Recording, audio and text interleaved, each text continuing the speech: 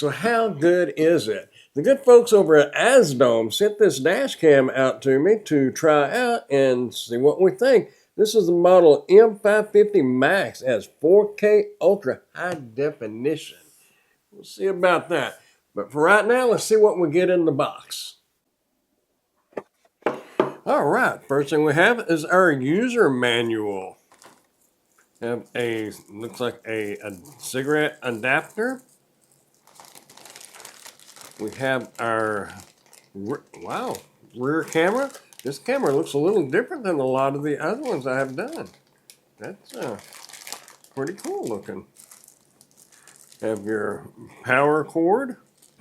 Have your little crowbar here. This is to run the cables in behind the trimming in your car. You can kind of pull that trimming out just a little bit and be able to shove the cable up in behind it. Have some little electrostatic clear plastic sheets here. This is what you will stick the 3M glue stuff to, and this will stick to your glass if you use them.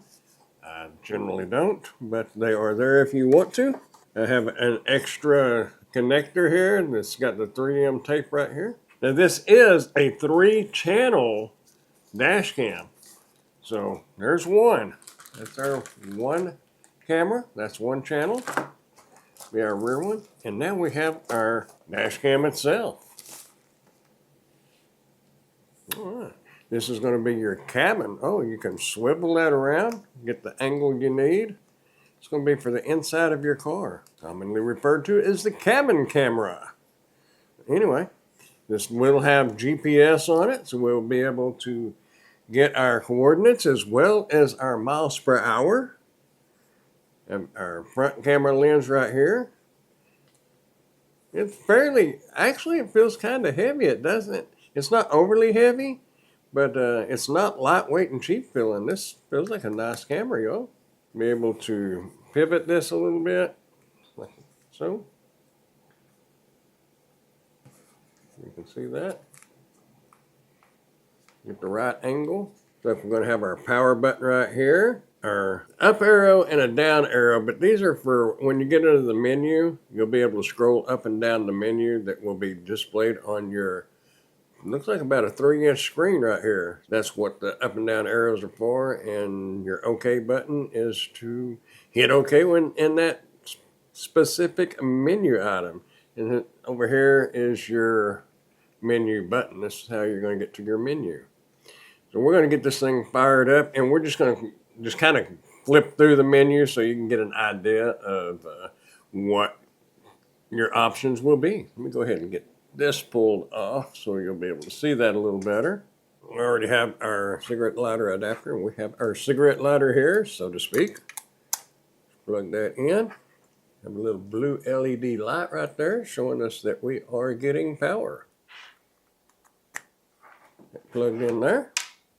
Over here on the side, we have our port right here. This is for your rear camera. It will plug in right there. Your power port is right here. It does have an SD card in it. It comes with a 64 gigabyte SD card. Get this plugged in. There's some lights lighting up showing us that we got power. You set your language right here. We'll just push the OK button. You can set your time right there. We'll get you can set your time and date. We'll go ahead and get this set up. Please format SD card. Okay, we'll format the card.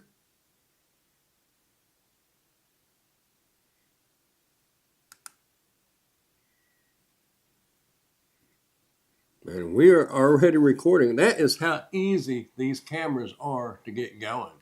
You just pretty much plug them in and they go. If you'll notice, there is one camera right here. That is our cabin, because over on this side, as you can see my hand, that will be our front camera. This will be our cabin camera. If we plug in our rear camera, I'll show you what that'll look like. That is a big camera, y'all. Really snazzy looking camera. A lot bigger than most of them. We'll get this plugged in right here.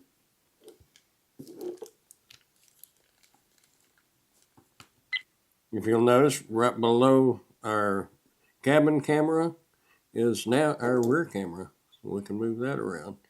That will be going out the back of the car or truck, van, whatever it is you're putting this in. Anyway, that's what it's going to look like. That is a nice layout. We'll go ahead and look at the menu. You have your video settings, resolution, you push OK, and you can record in 4K, 1080, and 1440, as well as 2K, 1440, and 1080. Loop recording, that is so you won't run out of room on your SD card. It will go to the end of your SD card and it will start overwriting the oldest video clips. You put your timestamp on the video, so when you go back to watch it, you'll be able to see all that. You can turn the microphone on and off. It has a built-in microphone. WDR, you can turn that on or off. You can adjust your frequency, your G sensor, and your exposure.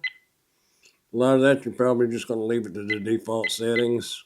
The park motion is only active if you have this wired directly into the power source, so it has continuous power. You can adjust your time zone.